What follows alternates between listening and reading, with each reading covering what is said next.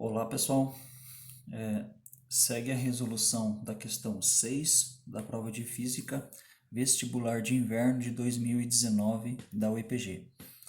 Nessa questão sobre termodinâmica, ele coloca assim, que um gás considerado ideal a uma temperatura de 27 graus Celsius ocupa um volume de 25 litros. Através da troca de 305 calorias com o meio ambiente, o gás se expande isobaricamente, deslocando um êmbolo sob uma pressão de 1 atmosfera, até atingir um volume de 30 litros. Desprezando as forças de atrito, assinale o que for correto. Na questão 01, ele pergunta que quando o gás atinge o volume de 30 litros, sua temperatura é de 87 graus Celsius. Vamos lá. Para essa questão, a 01, o que eu vou precisar utilizar para responder ela?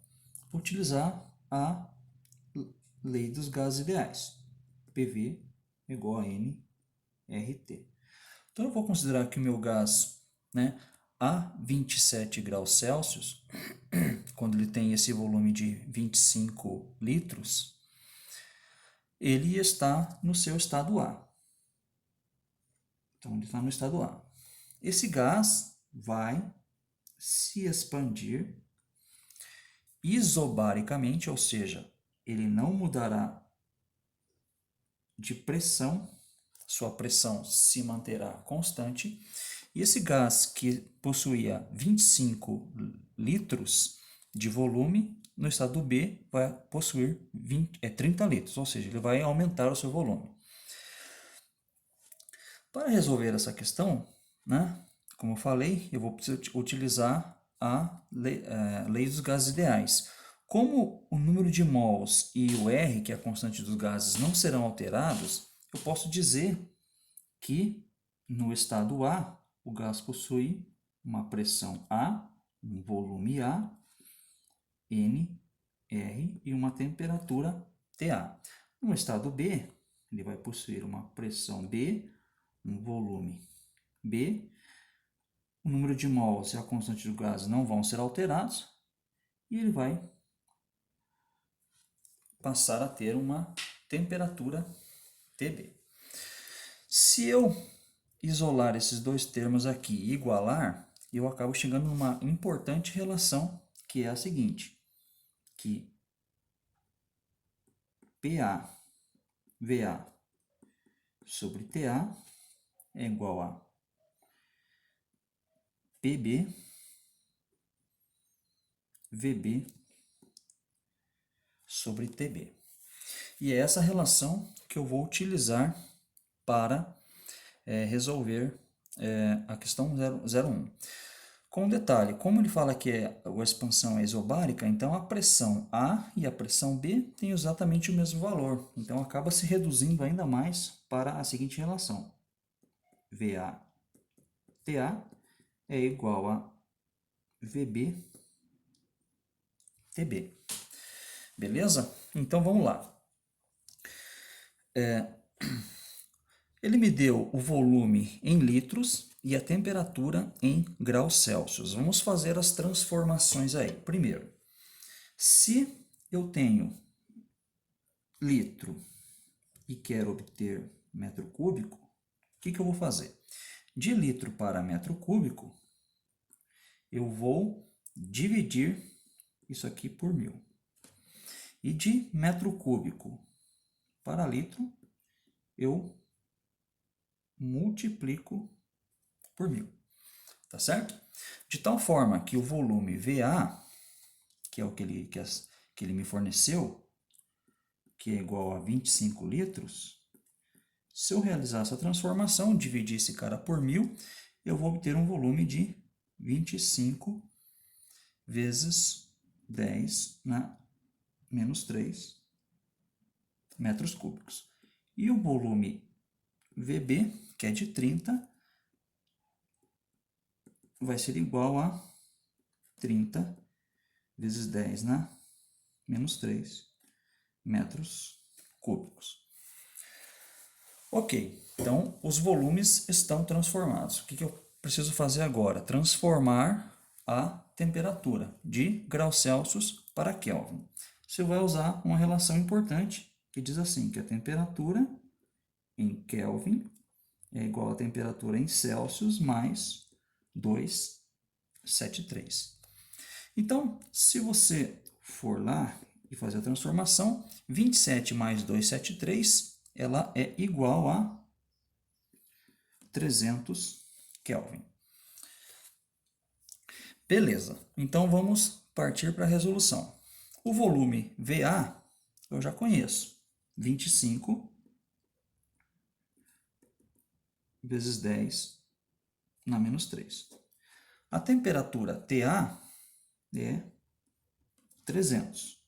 Isso tem que ser igual ao volume VB, que é 30 vezes 10 na menos 3, divididos pela temperatura TB, que é o valor que ele quer que eu encontre.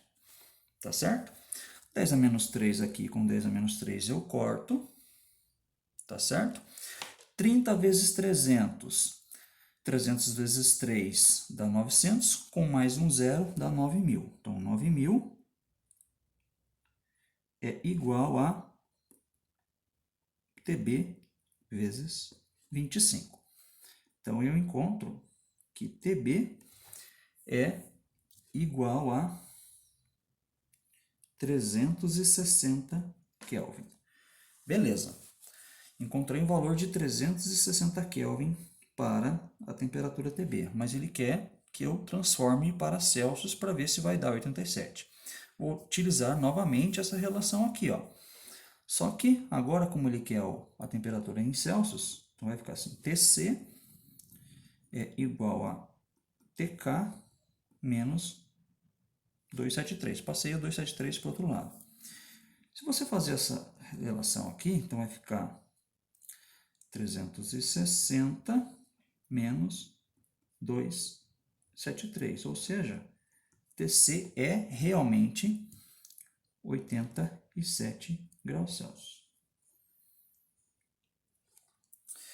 Bom, então a questão 01, ela é realmente correta. Deixa eu arranjar um espaço aqui na folha para colocar a questão, as demais questões. Vamos lá. Na questão 02, ele pergunta se o trabalho realizado pelo gás é de 500 joules. Bom, questão 02, a gente sabe que o trabalho é igual a pressão vezes a variação de volume. Então, o trabalho, a pressão, ele me coloca que é 1 atm, e lá no formulário da prova, 1 atm é igual a 1,0 vezes 10 na quinta Pascal. Variação de volume, vamos lá. Volume final, né, que é 30 vezes 10 na menos 3, menos o volume inicial, que é 25 vezes 10 na menos 3. Então, o trabalho, 30 vezes 10 a menos 3, menos 25, então aqui vai ficar 1 vezes 10 na quinta, que multiplica 30 menos 25, que dá 5, vezes 10 na menos 3. Então, o trabalho, 5 vezes 1 dá 5, 10 na quinta com 10 a menos 3 dá 10 ao quadrado. Então, 5 vezes 10 ao quadrado é 500 joules. Então, esta questão também está correta. Na questão 04, ele vai me colocar assim, ó. A variação da energia interna do gás é 180 calorias. Vamos lá. Nessa questão, eu vou usar a primeira lei da termodinâmica, que ela diz que a variação da energia interna ela é a diferença entre o calor recebido ou perdido e o trabalho realizado ou trabalho recebido. De tal forma que eu posso enunciar assim, que a variação da energia interna de um gás é igual ao calor menos o trabalho. Vamos lá. A variação da energia interna. Ele falou que o calor trocado é 305 calorias. Então, se você for lá no enunciado da prova, você vê que 305 calorias, ele fala que uma caloria é igual a 4 joules. Então, se você pegar esse valor de 305 e multiplicar por 4, você vai obter que a quantidade de calor trocado foi de 1.220 joules. O trabalho que esse sistema realizou durante essa expansão foi de 500 joules. Lembrando que se o trabalho é positivo, o gás está perdendo energia na forma de trabalho. Trabalho negativo, o gás está ganhando energia na forma de trabalho. Se o trabalho é positivo, o êmbolo aumenta, o gás se expande. Trabalho negativo, o gás diminui de volume, ele se comprime. Tá certo? Na primeira situação, quando o gás se expande, significa que é o próprio gás que está empurrando o êmbolo para cima. Então, o gás está gastando uma parte da sua energia interna para empurrar esse êmbolo. Então, ou seja, ele está perdendo energia. Ao contrário, na segunda situação, quando o gás está diminuindo de volume, significa que uma força externa está realizando trabalho sobre esse gás. E desta forma, esta força externa está transferindo energia para o gás. Então, é por isso que quando o gás se expande, ele perde energia, e quando ele se comprime, ele ganha energia. Então, fica aqui a variação da energia interna. Nesse caso, vai ser 1.220 menos 500, que dá 720 joules. Se você dividir 720 por 4, você encontra que a variação da energia interna em calorias é exatamente 180 calorias. Tá certo? Vou pegar aqui mais uma folha para continuar as questões 08 e 016. Na questão 08, ele coloca que um gás ideal satisfaz certas características, entre as quais podemos citar o tamanho de suas partículas e as colisões. Houve, acho que um erro aqui de digitação, mas eu falo assim, que um gás ideal satisfaz certas condições, entre as quais podemos citar o tamanho de suas partículas são desprezíveis e suas colisões inelásticas. Essa questão ela está errada, tá? Porque, sim, um gás ideal, eu não levo em consideração o tamanho das partículas. Mas, para o gás ser ideal, eu sempre tenho que ter colisões elásticas, tá certo? Ou seja, o gás ele não perde energia durante a colisão entre as paredes do recipiente que estão prendendo ele, tá certo? Então, a questão 08, ela é errada. Já na questão 16, ele fala que para um processo descrito no enunciado, o gráfico volume versus temperatura apresenta uma reta paralela ao eixo horizontal. Vamos lá. Ele está querendo me dizer o seguinte, que se eu pegar um gráfico de volume por temperatura, essa reta vai ser paralela ao eixo horizontal. Então, algo desse tipo aqui. Vamos lá. Se eu estou analisando, eu vou fazer um outro comparativo aqui para vocês. Tenho volume. E aqui eu tenho temperatura. Então, o meu gás ele possui um volume inicial, que é o V0. Se eu pego lá a lei dos gases ideais, P, V igual a N, R, T, o que vai acontecer aí?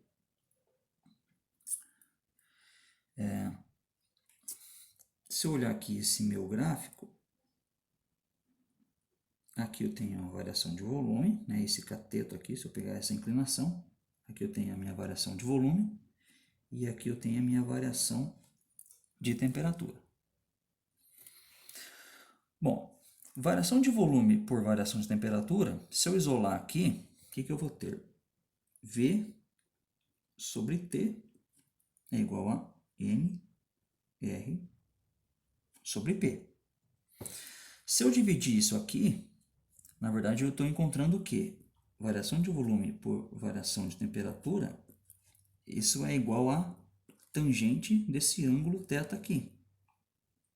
Ou seja, a variação de volume por variação de temperatura é o coeficiente angular dessa reta. Só que o coeficiente angular dessa reta, né, a tangente de θ, ela é igual a NR sobre P.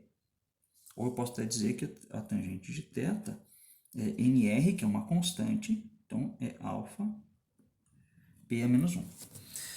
Tudo bem. Agora vamos lá. Quando a inclinação ela é paralela, essa reta é paralela ao eixo horizontal, ou seja, a inclinação é zero, significa que o meu coeficiente angular, ele também é zero. O coeficiente angular sendo zero, significa que todo esse termo aqui, ó, né, é zero. NR sobre P também é zero. Para que esse cara aqui seja zero, pensem comigo. N, número de mols, R é uma constante, são valores constantes, não são zero. Então, para que o coeficiente angular fosse zero, a pressão deveria ser zero. Só que aqui eu tenho uma divisão por zero, isso é uma indeterminação matemática. Ou seja, o que eu quero dizer? Não existe possibilidade da pressão ser zero nessa situação. Tá? Isso não existe. A pressão sempre ela estará aumentando à medida que o volume e temperatura, à medida que esse gás estiver aumentando não, mas nesse caso aqui a pressão ela é uma constante, porque ele falou que a minha expansão era isobárica. Mas, de qualquer forma, existe uma pressão.